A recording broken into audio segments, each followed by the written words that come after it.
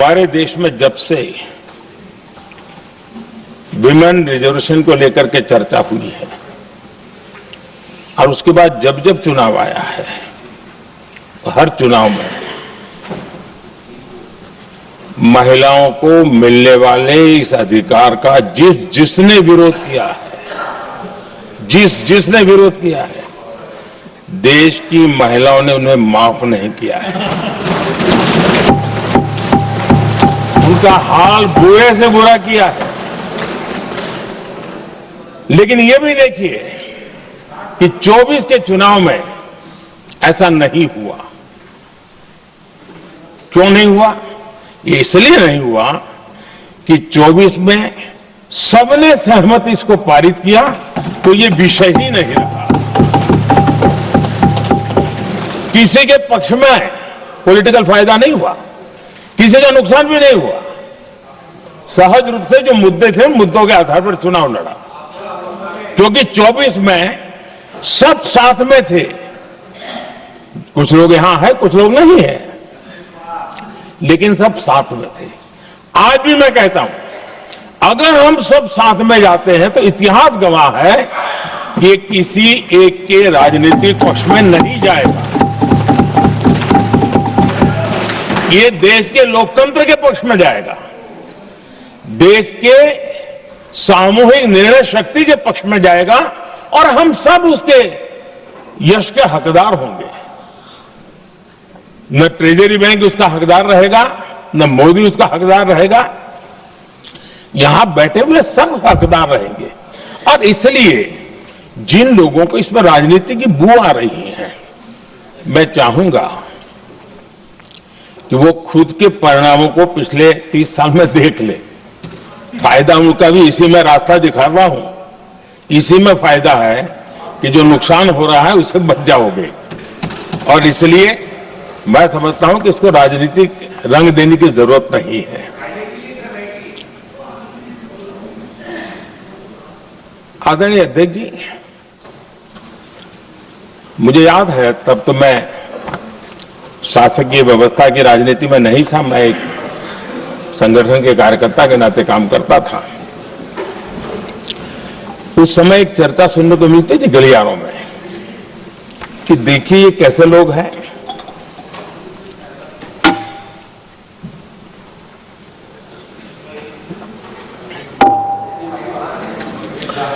पंचायतों में आरक्षण देना है तो बहुत आराम से दे देते हैं, लेकिन आप कह रहे तो कह रहे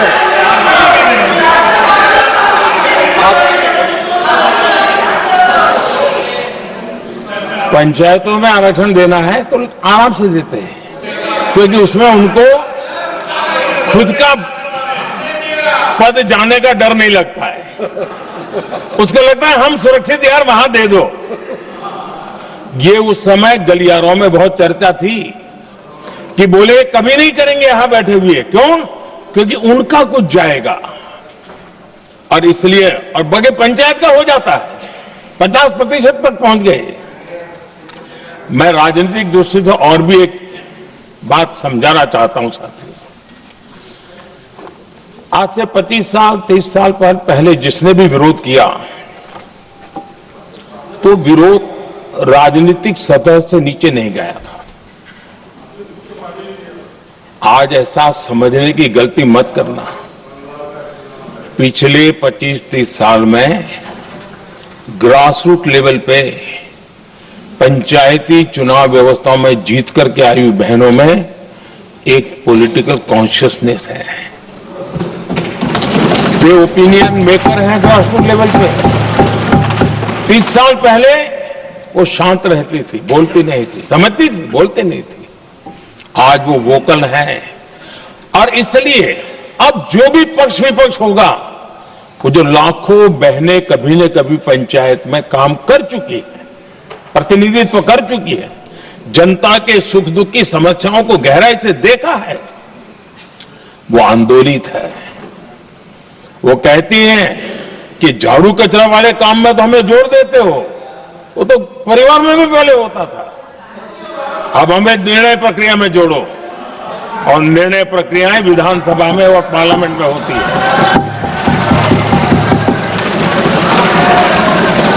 और इसलिए मैं राजनीतिक जीवन में जो लोग प्रगति चाहते हैं, मैं किसी भी सांसद की बात करता हूं, किसी भी एमएलए की बात करता हूं, ये दल वो दल की बात मैं नहीं कर रहा हूं। जो भी राजनीतिक जीवन में सफलतापूर्वक आगे बढ़ना चाहते हैं, उनको ये मान के चलना पड़ेगा कि पिछले 25-30 साल में लाखों बहनें ग्रास रूट लेवल पर लीडर बन चुकी हैं।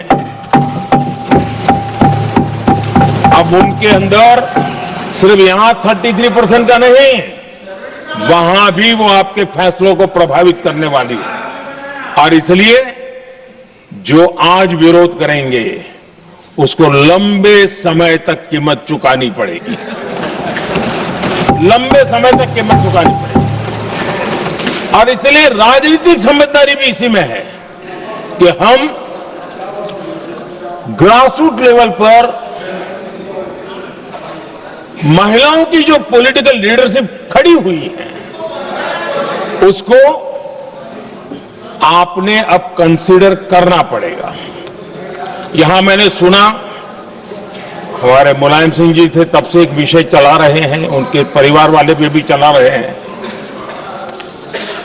आप देश की बहनों पर भरोसा करो ना, उनकी समझदारी पर भरोसा करो। एक बार 33% बहनों को यहां आने दो, आकर के उनको निर्णय करने दो, किसको देना है, किसको नहीं देना है, इस वर्ग को देना, उस वर्ग को देना, करेंगे वो निर्णय। हम उनके सामर्थ्य पर आशंका क्यों करते भाई? एक बार आने तो दो, उनको आने तो दो।